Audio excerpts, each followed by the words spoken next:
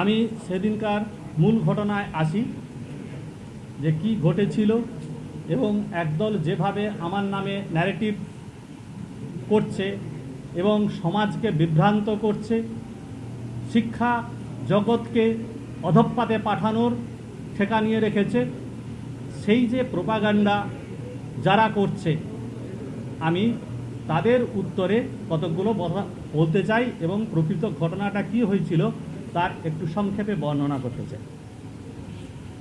19শে August 2026 ইউনিভার্সিটির ভেতরে অনেক রাতে জিবিএর নির্বাচনকে কেন্দ্র করে দুই ছাত্র সংগঠনের মধ্যে মারপিট হয়। তাতে কিছু ছাত্র আহত হয়, তারা হাসপাতালে ভর্তি হয়। বিশ্ববিদ্যালয়ের কর্তৃপক্ষের নিষ্ক্রিয়তার ফলে কিছু শিক্ষক ও ছাত্রছাত্রী আতঙ্কিত হয়ে পড়ে। আমি প্রাক্তন উপাচার্য হওয়ার ফলে আমাকে সবাই চেনে। তাছাড়া আমি শিক্ষক আবাসে মেন ক্যাম্পাসের ভিতরে থাকি। রাত্রি 11টার সময় বিশ্ববিদ্যালয়ের একজন শিক্ষাকর্মী অসীম মিত্র ও শিক্ষক ভাস্কর সর্দার আমাকে ঘটনাস্থলে গিয়ে সামলাতে বলে। আমি প্রায় 11:15 নাগাদ গেট নাম্বার 1, গেট নাম্বার 4 এ যাই। আমি কাউকে কোনো গেট খুলতে বলিনি। অরবিন্দ ভবনের কাছে বহু ছেলে বসেছিল এত রাতেও। কেন? কর্তৃপক্ষ অনুমতি দিল কি করে? শুনলাম বিধায়ক এসে ঘটনা সামলে দিয়েছেন। বিধায়ক যাদবপুর থানায় গেছেন শুনে আমিও থানায় যাই। ফিরে এসে গেট 4-এর কাছে দ্বাররক্ষী ও যারা দাঁড়িয়েছিল তাদের কাছে সবিস্তারে ঘটনা জানার চেষ্টা করি। আমি কাউকে গেট খুলতে বলিনি, কাউকে ক্যাম্পাসের ভিতরে ঢুকতেও বলিনি। পুলিশ এসে গেট 4-এর ভিতরে আমাকে বলেন ছাত্রদের একটু বোঝাতে। বর্তমান উপাচার্য ও রেজিস্ট্রারকে জানানোর কথা আমি বলি। উনি কাউকে যোগাযোগ করতে পারেননি, বিশ্ববিদ্যালয়ের কর্তৃপক্ষের দেখা ছিল না।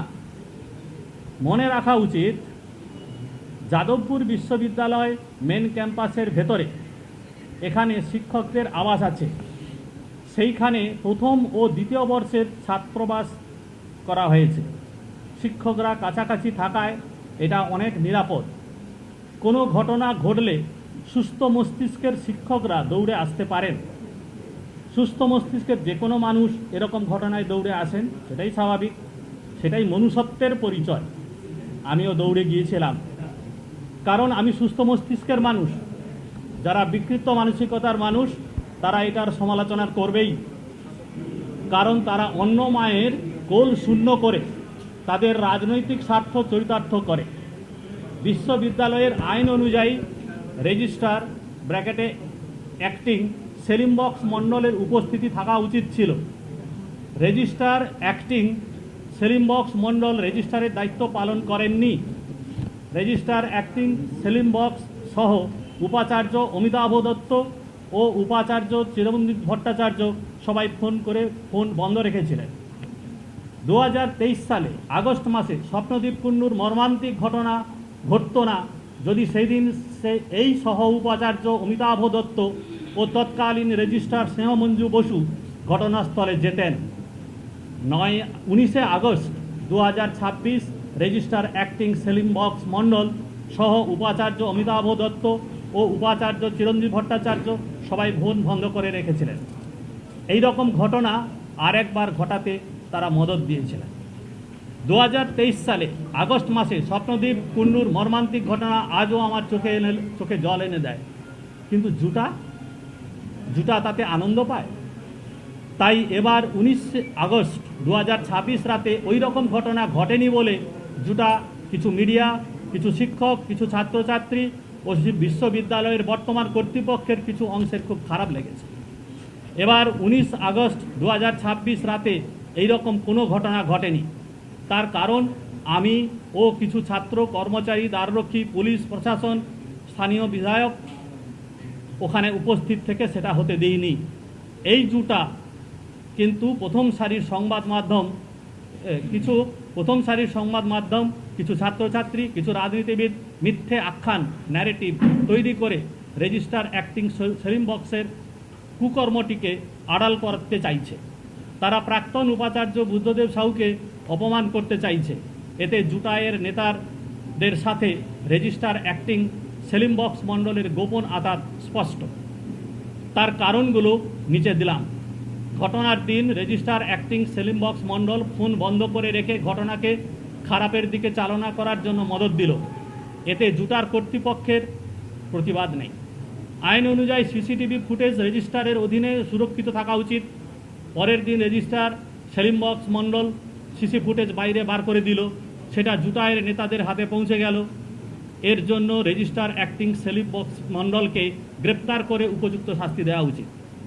তার উপর নির্ভর করে জুটার প্রেসিডেন্ট পার্থপ্রতিম রায় প্রাক্তন উপাচার্যকে অপমান করতে লেগে গেল। এর জঘন্য স্বভাবের উপযুক্ত ব্যবস্থা নেওয়া উচিত।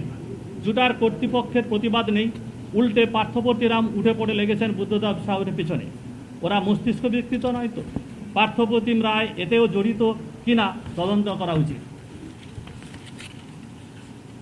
একটি প্রথম সারির সংবাদ মাধ্যম সামাজিক দায়িত্ব না দেখিয়ে অবৈধভাবে প্রাপ্ত সিসি ফুটেজ নিয়ে জুটায়ের অন্যায় উদ্দেশ্যকে সফল করতে লেগে গেল। পার্থপ্রতিম রায় এরকম দায়িত্বহীন মন্তব্য করেই থাকে। সেটা দেখা গেছে স্বপ্নদ্বীপ কুণ্ডুর ঘটনার সময়। তদন্তের নির্যাস পার্থপ্রতিম রায়ের কাছে পৌঁছে যায়, যদিও ওই তদন্তের নির্যাস তখন সুবিনয় চক্রবর্তীর কাছেই থাকার কথা ছিল। তখনও একটি প্রথম সারির সংবাদ মাধ্যম সামাজিক দায়িত্ব ভুলে গিয়ে বিশ্ববিদ্যালয় সম্পর্কে সুধী সমাজের কাছে ভুল বার্তা পৌঁছে দেয়। জুটার নেতারা কেন আমার বিরোধিতা করছে তার কারণগুলো নিচের ঘটনাগুলো নিচে বর্ণনা করলাম। আমি যখন উপাচার্য ছিলাম তখন জুটায়ের নেতারা কিছু অবৈধ পদোন্নতি চেয়েছিল তাদের ঘনিষ্ঠ কিছু শিক্ষকদের জন্য। কিছু শিক্ষক 15 বছর চুপ থাকার পর বিধানসভা নির্বাচনের ঠিক আগে নোংরা রাজনৈতিক স্বার্থ চরিতার্থ করার উদ্দেশ্য নিয়ে বৈধ স্ট্যাটিউট ছাড়া শিক্ষক প্রতিনিধি নির্বাচন করার জন্য ইসি ও ভিসিকে ব্যবহার করল। ওই শিক্ষকরা এতদিন বিগত সরকারের প্রিয় ছিল। তারা সরকারের পরিবর্তনের আভাস পেয়ে ওই অবৈধ নির্বাচনে ঝাঁপ দেয়। ইউজিসি নিয়মের বাইরে পিএইচডি ডিগ্রি কোর্সের জন্য প্রবেশিকা পরীক্ষা ইউনিভার্সিটির ভেতরে চালু ছিল। সুপার নিউমারি রিসার্চ স্কলারের নামে একটি অবৈধ গবেষণায় প্রবেশ পথ আবিষ্কার করে তৎকালীন যাদবপুর বিশ্ববিদ্যালয় কর্তৃপক্ষ নিম্নমানের ছাত্রছাত্রী ভর্তি করে ভুল পথে চালিত করে তাদেরকে দলভুক্ত করাই আসল উদ্দেশ্য ছিল। পরে তাদের ভয় বা লোভ দেখিয়ে নিজেদের রাজনৈতিক পরিসর বজায় রাখে। এখানে আর্থিক লেনদেন ও অবৈধ সম্পর্কের মতো বিষয়গুলি থাকা অস্বাভাবিক নয়। ডিপার্টমেন্ট অফ এডুকেশন ও ডিপার্টমেন্ট অফ ইন্টারন্যাশনাল রিলেশন এই রকম ঘটনা প্রচুর ঘটে। জুটা ঘনিষ্ঠ ডিপার্টমেন্ট অফ এডুকেশন একজন শিক্ষক এরকম অবৈধ গবেষণাকে নিজেদের ব্যবসায় পরিণত করেছে। ফ্যাকাল্টি অফ আর্টসের মধ্যে এরকম আরও শিক্ষক আছে। এছাড়া বিভিন্ন সময়ে নানা অন্যায়ের প্রতিবাদ, সেটা কখনো গণিত বিভাগের প্রধান শিক্ষকের একনায়কত্বের বিরুদ্ধে, কখনো বা যাদবপুর বিশ্ববিদ্যালয়ের অন্য কর্তৃপক্ষের দুর্নীতির বিরুদ্ধে, অথবা জুটার নেতার অবৈধ কার্যকলাপের বিরুদ্ধে। তাই জুটা এরকম মিথ্যে ঘটনা সাজিয়ে আমার বদনাম করছে। 19 August 2026 registrar acting Selim Bux Mondal সহ অমিতাভ দত্ত ও উপাচার্য চিরঞ্জীব ভট্টাচার্য সবাই ফোন বন্ধ রেখে এই ঘটনার আরেকবার ঘটাতে চেয়েছিল কিনা সেটাও তদন্ত করে দেখা উচিত। পার্থপ্রতিম রায় এতেও জড়িত কিনা তদন্ত করা উচিত। যাদবপুর ইউনিভার্সিটির লোগোর ভাঙা অংশ রাজেশ্বর সিনহার হাতে কেন? এটা ভাঙার কোনো চলচ্চিত্র দেখা যায়নি। উনি নিজেই ভেঙে নাটক করছেন কিনা সেটাও তদন্ত করা উচিত। অন্যদিকে চাপে পড়ে রেজিস্ট্রার অ্যাক্টিং সেলিম বক্স মণ্ডল সার্কুলার দিল একটি তদন্ত দল এই ঘটনার তদন্ত করবে। ওই তদন্ত দলের চেয়ারম্যান হলেন প্রফেসর শুভ শঙ্কর সরকার, ফর্মার ভাইস চ্যান্সেলর NSOU।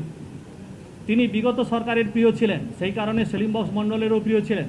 তিনি WBCSSC এর চেয়ারম্যান থাকাকালীন teachers recruitment of class 11, 9 and 10 of state level selection test SLST এর অনিয়মের জন্য দ্য কলকাতা হাইকোর্ট দ্বারা দোষী সাব্যস্ত হয়েছিলেন। The Kolkata high court recommended to the state government to remove Sarkar from the chairman's post. The court also imposed a fine of ₹20,000 on Sarkar. বিশদে জানতে চাইলে নিচের দেওয়া লিঙ্কে যোগাযোগ করুন। এরকম একটি দুর্নীতিগ্রস্ত সদস্যদের দল ঘোষণা করার জন্য রেজিস্ট্রার অ্যাক্টিং সেলিম বক্সকে গ্রেপ্তার করা উচিত ও তার তদন্ত করা উচিত। যাদবপুর বিশ্ববিদ্যালয়ের জন্য কর্তৃপক্ষেরও ভূমিকা দেখা দরকার। উপরে সমস্ত ঘটনাগুলির উচ্চ পর্যায়ে নিরপেক্ষ তদন্ত করা উচিত। ওই তদন্ত দলের উপর ভরসা করা যাবে না। তদন্ত গভর্নমেন্ট অথবা গভর্নর হাউস দ্বারা করা উচিত, ঠিক যেমনটা হয়েছিল 9 এপ্রিল 5, 2007 এর জন্য অশোক মোহন চক্রবর্তী কমিশন অন এপ্রিল 2007। সরকারের উচিত যাদবপুর বিশ্ববিদ্যালয়ের কর্তৃপক্ষের বিরুদ্ধে উপযুক্ত তদন্তের পর দৃষ্টান্তমূলক ব্যবস্থা নেওয়া। নমস্কার।